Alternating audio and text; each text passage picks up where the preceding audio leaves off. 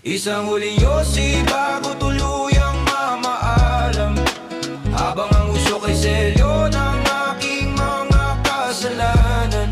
Huling hantungan, yeah, huling hantungan.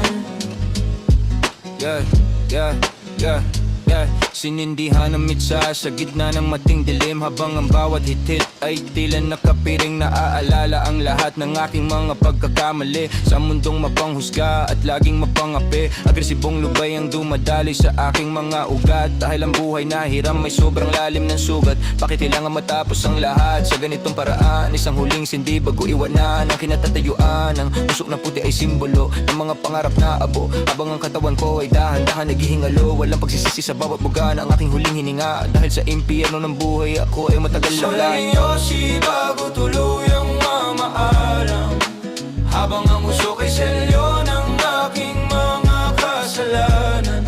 Huling hantungan, yeah, huling hantungan.